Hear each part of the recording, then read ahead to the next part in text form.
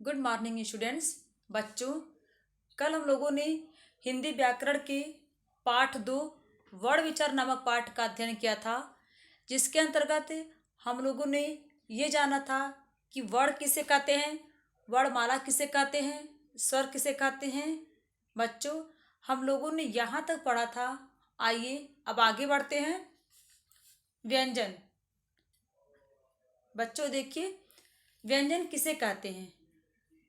तो जिन ध्वनियों के उच्चारण में हमें स्वर की सहायता लेनी पड़ती है और हवा जो है मुख से रुकावट के साथ निकलती है, उससे हम व्यंजन कहते हैं। जैसे क, ख, ग, घ। इसमें जो है हमारे मुख से जो हवा थोड़े से रुकते हुए निकल रही है, इसलिए इसको हम व्यंजन कहते हैं। बच्चों, व्यंजन को मुख्य रूप से 3 भागों में बांटा गया है। पहला है स्पर्श व्यंजन, दूसरा है अंतस्थ व्यंजन, तीसरा है ऊष्म व्यंजन। बच्चों, यहाँ पे संयुक्त व्यंजन भी दिया गया है, लेकिन वो इसके श्रेणी में नहीं आता है। अभी आगे देखिए, स्पर्श व्यंजन किसे कहते हैं। तो बच्चों, जिन व्यंजनों का उच्चारण करने में जिह्वा जो है हमारे मुख के विभिन्न भागों को छूती हुई निकलती है, यानी कि विभिन्न भागों का स्पर्श करती हुई बाहर निकलती है, उसे हम कहते हैं स्पर्श व्यंजन। क्या कहते हैं? स्पर्श व्यंजन। इसकी संख्या कितनी है? तो इसकी संख्या 25 है। स्पर्श व्यंजन की संख्या कितनी है? तो 25 है। ये जो है क से लेकर के म तक के व्यंजन को हम स्पर्श व्यंजन कहते हैं। क से लेकर के म तक के व्यंजन को हम स्पर्श व्यंजन कहते हैं। और इन स्पर्श व्यंजन को हम वर्गीय व्यंजन भी कहते हैं। वो क्यों? क्योंकि ये स्पर्श व्यंजन जो है 5 वर्गों में बांटा गया है।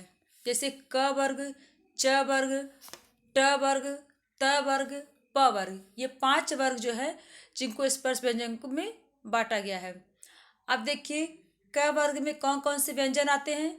तो क वर्ग में क, ख, ग, घ, अंगा, ये 5 वर्ण जो है क वर्ग के अंतर्गत आते हैं। उसी तरह से च वर्ग के अंतर्गत कौन कौन से वर्ण आते हैं।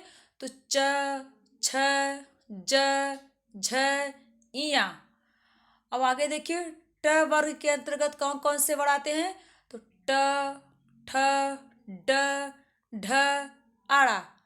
अब देखिए, त वर्ग के अंतर्गत कौन कौन से वर्ण आते हैं। तो त, थ, द, ध, न। प वर्ग के अंतर्गत कौन कौन से वर्ण आते हैं। तो प, फ, ब, भ, म।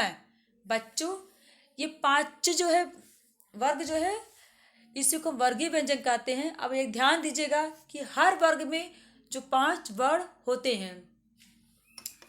और देखिए बच्चों, यहाँ पे अगर पंचम वर्ण किसे कहते हैं, ध्यान दीजिए, पंचम वर्ण किसे कहते हैं। तो वर्ग का अंतिम अक्षर जो है पंचम वर्ण कहलाता है। जैसे मान लीजिए, क वर्ग का अंतिम अक्षर कौन सा है? अंगा। तो अंगा को क्या कहेंगे? पंचम वर्ण कहेंगे। च वर्ग का अंतिम वर्ण कौन कौन कौन सा है? इया। तो इया जो है च वर्ग का अंतिम अक्षर है, इसलिए इसको भी हम पंचम वर्ण कहेंगे। ट वर्ग का अंतिम अक्षर कौन सा है? तो अड़ा। तो ये भी पंचम वर्ण है। त वर्ग का अंतिम अक्षर कौन सा है? न। तो ये भी पंचम वर्ण है। प वर्ग का अंतिम अक्षर कौन सा है? म। ये भी पंचम वर्ण है। यानी कि बच्चों, हर वर्ग का 5वां वर्ण जो है पंचम वर्ण की श्रेणी में आता है। बच्चों, आप लोग का ये होमवर्क है कि आप लोग अपने कॉपी पे पहले इस सारे वर्णमाला को लिखिएगा, उसके बाद उसको डिवाइड करिएगा। स्वर किसे कहते हैं, स्वर कौन कौन से हैं, और स्पर्श व्यंजन कौन कौन से हैं, अंतस्थ व्यंजन कौन से हैं, ऊष्म व्यंजन कौन से हैं, आप ऐसे लिखिएगा।